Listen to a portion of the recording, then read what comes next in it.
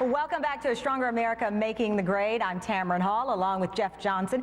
It's an issue that matters to certainly all of us, the state of the economy, and it has a direct impact on America's education system and the future of our students. And we're here at the Detroit School of Arts, one of 40 high schools in the Detroit School District. It serves 724 amazing students. Let's give it up for this school. It's a great school. Absolutely. You had a chance to profile him. And joining us now, Robert Townsend, director, actor, and writer who also works with the Milk and Family Foundation on efforts to stress the importance of education to kids across this country. Charlonda Buckman is the executive director of the Detroit Parent Network, and Dr. Antoine Garibaldi, president of the University of Detroit Mercy. Thank you all for joining us. Thank you. Thank you. Charlonda, I'll start off with you. We have someone on Facebook, and he wrote, "Fine parents for missing PTA. Create a report card to grade parents as ways for parents to participate, and this is how it can be increased." Do you buy that? First of all, I want to thank MSNBC and the W.K. Kellogg Foundation for having this very important community dialogue in our city of Detroit on my birthday, okay? So thank you for that, okay? And now that we've dealt with that business. And second of all, I don't buy that. I think one of the things that comes to my mind is that parents are tired of being judged, okay? It's not the old adage, if you build it, it will come. Our motto at Detroit Parent Network is you take it to their doorstep in the right spirit, and they will receive it, and they will act, and they are going to be there for their kids. And I believe that parents strongly desire a quality education for their children, and we have to meet that with support. They need support, they need resources, and they need to not be judged every time they go to the school. And so part of how we're doing that in Detroit is making sure we have parenting classes, is working to build the parent organizations in the school.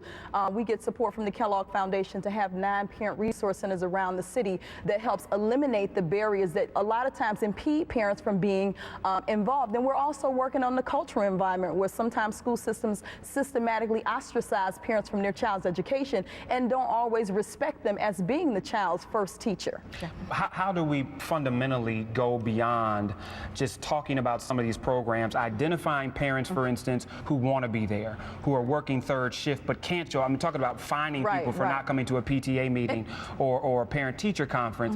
How do we help parents who can't get there because if they go, the lights will be off when they get home, have resources to be able to do some of these things? How is that happening? Absolutely. One of the things the Detroit Parent Network is doing is we're creating opportunities for parents to shop for schools during your unusual hours. For instance, we have a parent shoppers fair that's supported by Excellent Schools Detroit here in Detroit, where we bring the best performing schools for Detroit's children under one roof, and parents can come in and they can look at what's the best opportunity for their kids. The other thing is you start with parents who are already leading. That's an intentional strategy for our organization to take those parents who are involved in the school, and we work with them to bring in parents who haven't been traditionally involved in the school. We have a lot of folks out there who are leading. Another piece that we provide is bus tours so that parents are able to see what excellent schools look like. But a lot of what we do in Detroit and what we need to do across the country is we have to go out. We have to use the leadership that we have and recognize that there are parents who are leading, who are saving our kids every single day. And then we have to get out and we have to talk with our parents in the community and not always expect for them to just come to the school. The school is not the only place you can have this conversation. You can have it at the neighborhood grocery store. You can have it in a park. You can have it at their house.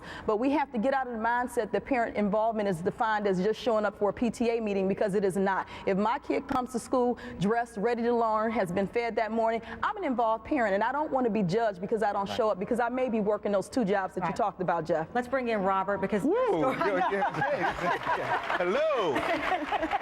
Go on, girl. Yeah, I was like, the next president is right here. I claim that. Okay, so Robert, your story is, we all know it, incredible, but you were, like many of us, grew up in a poor neighborhood. Right. You had parent involvement, and now you are a parent. Right. What is the key here? I think it's meeting the kids where they are, having real healthy discussions with the kids. I mean, it's a different time now. When I was a kid, the television was the babysitter.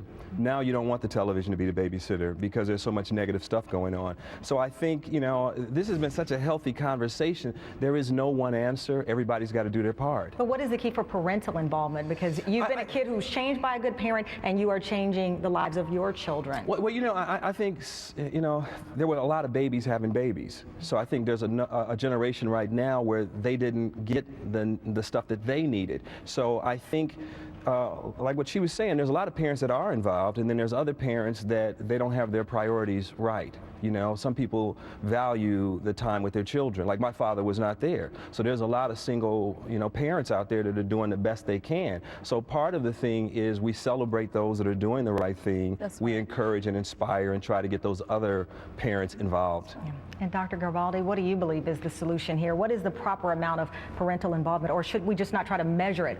Whatever you can bring to the table, bring it. No, I think it's extremely important, and I always start with the premise that all children can learn, and that we have to continue to set high expectations for those students. About 24 years ago in New Orleans, I conducted a study along with a committee of very interested citizens, some of whom were parents, looking at African American males initially, but we went a little bit beyond that and we studied everyone.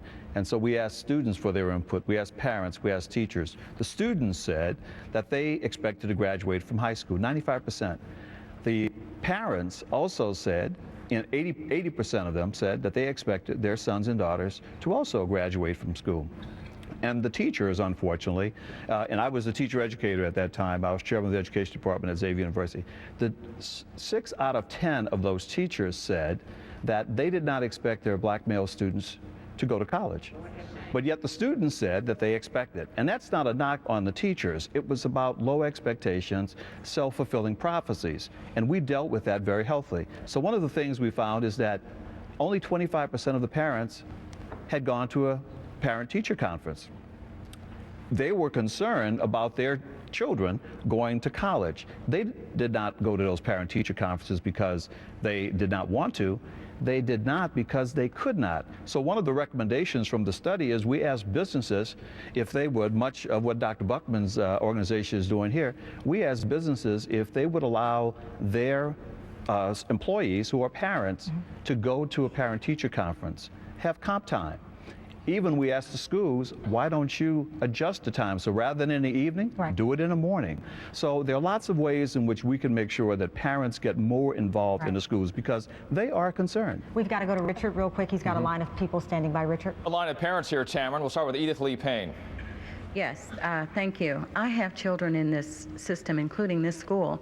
I want to know what are the provisions and safety nets for parents who lose their unemployment, who lose their state assistance, as we're having in this state, and they can't send their children to school, and this happens around the country. Where are the provisions to keep the doors open in the schools, where obviously that will cause the enrollment to decline? Sherlonda, do you have an answer for this question? One of the things that we provide as a parent organization is we have parent resource centers where not only are we supporting parents around understanding what their children should be learning and how to help them with homework, but we also have computers, because it was mentioned earlier that there is a digital divide, and many of the jobs that are available now you have to apply online. But if you don't have a computer in the home, that puts you at a disadvantage. To food banks throughout the community, we have a lot of grandparents raising second and third generations of children, and so making sure that a lot of those grandparents aren't eating towards the end of the month because they're trying to feed those kids. So again, looking at the whole family and how do you provide them support, at the same time making sure that we encourage and educate parents about how to be involved with their children's education. Robert, you just finished a movie called In the Hive. Yes. And part of this movie looks at a true story in North Carolina where this was a last chance school for a lot of young people. But one of the things I noticed was that there's the adversarial relationship between teachers and parents was removed, and they understood that they were on the same team. How important is that, one? And whether it's from the movie or your own experiences, how do we begin to remove that adversarial relationship to make sure that everybody is partnering for the best interest of the kids? Well, I think, everybody needs to know really what's at stake, and it's really about the child when it's all said and done. And so, through the movie, I mean, it's based on a true story. Vivian Saunders started this school in North Carolina. It was, she took all the boys that were gangbangers, drug dealers, and she kind of turned their lives around. And I think part of the thing was meeting the kids where the curriculum and everything was reaching the kids. And I think, their discussion with the parents is to say, it's really about the kids. Let's put all egos, all energies to the side, and how do we make the best picture? We're going to continue this conversation coming up, moving from the parents to the village, which of course includes the parents, teachers, all of us. How can we strengthen our communities for the sake of our students like Robert just said, we're all on the same page here. We're all on the same team. And keep sending your thoughts and questions on Twitter at Stronger America and use the hashtag Making Great. We'll be right back.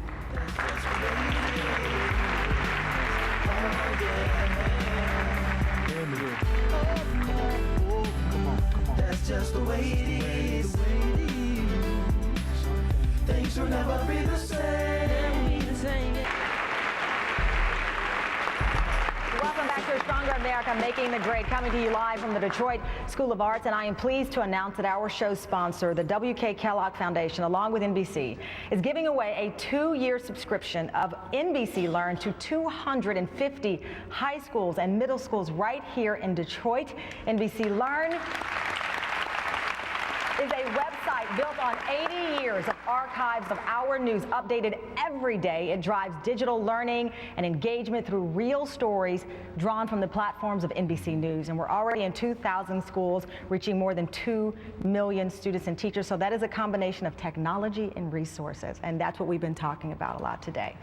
So throughout the show, Jeff, we've talked about the challenges, we've discussed some viable solutions, and we've heard from you on what you think should happen with our education system. Jeff, it's been an incredible experience, and we've had a lot of insight from the audience. I said you didn't hear me, but I said I feel like this show should be 5 hours now, because we want to hear from all of you, and we mean that from the bottom of our hearts. But I really want to quickly get your thoughts on what you think what happened in these last 2 hours, Robert. I thought it was a wonderful show that, led to a lot of good discussion. Now, I just hope that a lot of people will take action, those that are, committed to it, and those that may have stumbled across this on television, and will do something. Yeah, Charlonda. I had a conversation with my 9-year-old son, Philip, this morning, because I believe these conversations ultimately have to benefit children. And I said, school starts back in 2 weeks, son. Tell me what one of your goals is for the school year. And he says, Mommy, I want to get better in math. Right. And I said, you're already a great student in math. He said, yeah, but I want to get better. And I said, as a mommy and dad, what can we do to better support your school year? He says, Mommy, just get me to school on time, and when I have a problem, I don't want you to interfere every time. And I just think that I want to encourage every parent across America to take the time to have that conversation and set educational goals and take responsibility for your child's education this Dr. year. Garibaldi, real quick. And I would say the importance of pre-college programs. University of Detroit Mercy, like lots of colleges and universities, have large number of programs, and I think that's extremely important. And one of the things the Department of Education can do is to continue to support and fund at a higher level TRIO programs, Upward Bound, Talent Search. All those programs are very helpful. Yeah. And Jeff, I'll give you the last word here. At the end of the day, we never have enough time for all these discussions. Making a stronger America and making the grade comes when real Americans do their job. So let's lift parents up to be better parents, teachers to be better teachers. No matter how good you think we are, we can all get better. And that creates the kind of environment where students are stronger and thus they are successful. Let's work together as we move forward. And we can continue this conversation online. Again, maybe next year we'll have 4 more hours. I don't know, but these 2 hours have been important and I hope life-changing. Thank you so much for joining us. I'm Tamron Hall. Audience here in Detroit, you were fantastic. Thank you for the opportunity.